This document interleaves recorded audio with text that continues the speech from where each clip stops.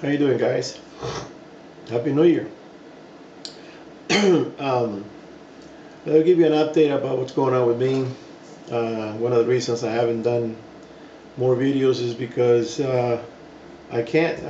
I'm in therapy, recuperating from the surgery, and twice a week. I've been at it now for a month. I got another month, I think, or a month and a half. So basically, I have to do a lot of exercise for the arm. What happened was that they had to come in with four holes and come in with the tools and then bring up the tendons and the muscle. Everything got ripped. The surgeon did a pretty good job. So now I have to do the therapy. It's slow therapy. The doctor doesn't want me to push it.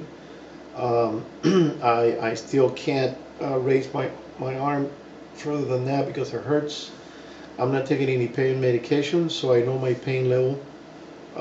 So if I do a movement, if I'm under medication, I do a movement I shouldn't do, I might damage something. Like a friend of mine, he had a surgery uh, 2 months before me, and just the other day I found out that he did some sort of movement in bed with the sheets, which is covering up, and something popped, and I don't know what happened.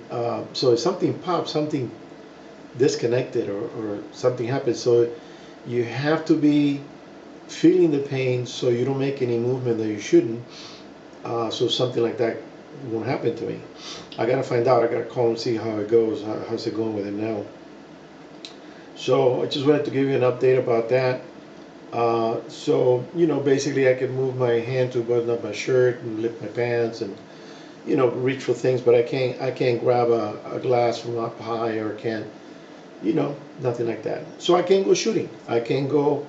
I can't pull the bow. Definitely can't pull the bow. Can't take the rifle because even though I'm ambidextrous. I can shoot either way. The thing is that if I shoot, let's say I shoot with a 308,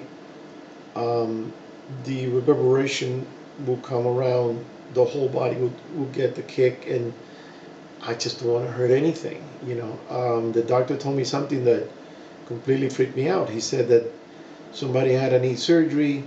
Um, he was feeling pretty good, no pain, no anything after the surgery.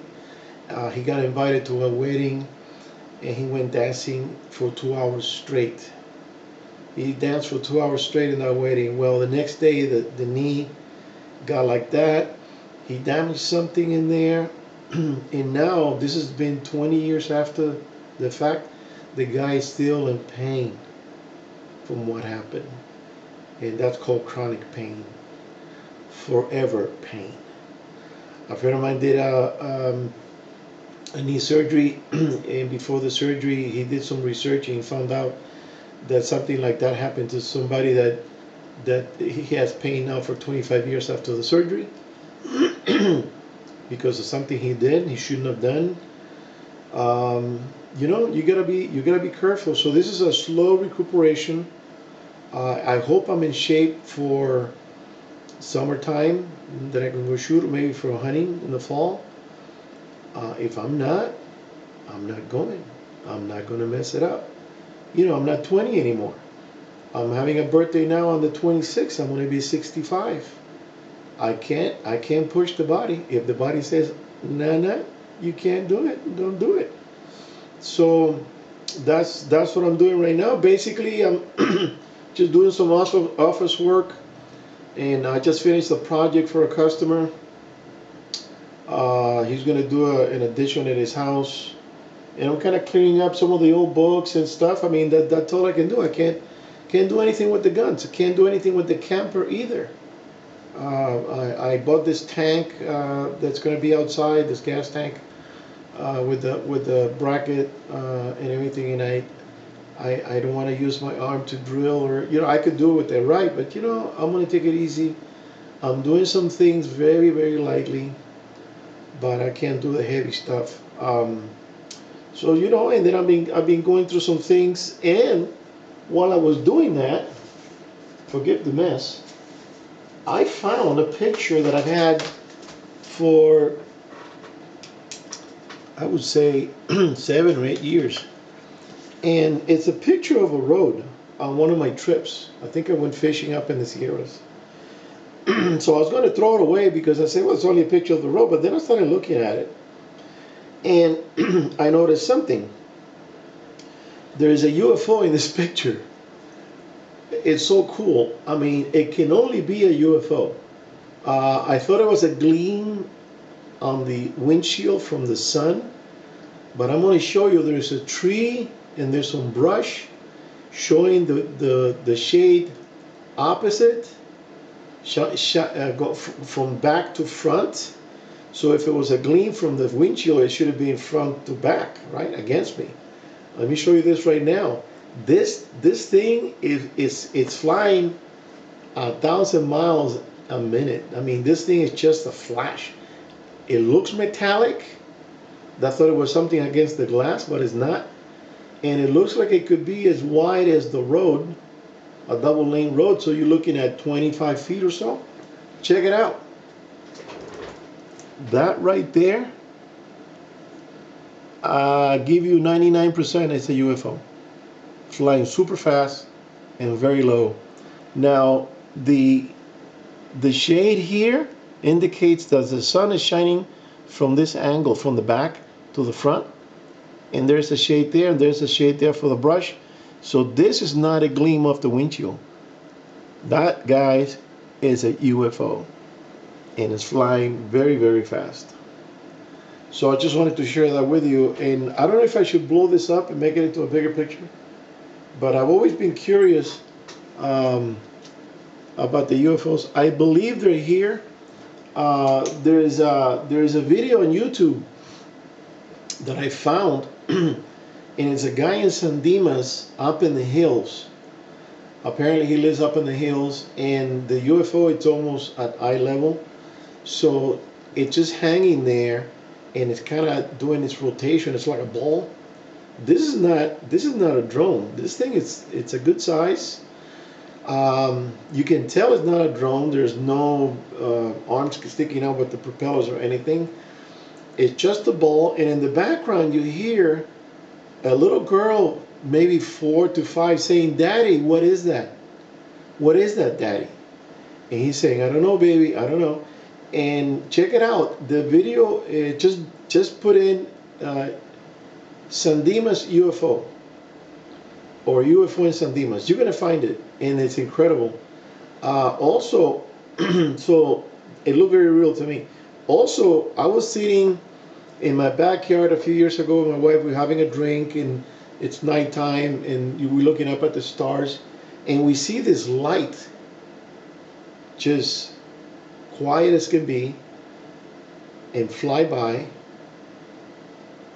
and then turn off. It didn't go to the horizon. It went, let's say, from 10 o'clock to 2 o'clock. And it wasn't behind a tree or anything, it just turned off. No sound at all. Now, I know what a helicopter is because I've ridden in helicopters.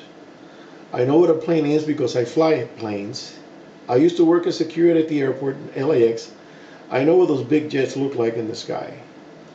This wasn't a plane, it wasn't a chopper, it wasn't a drone, it was nothing from here.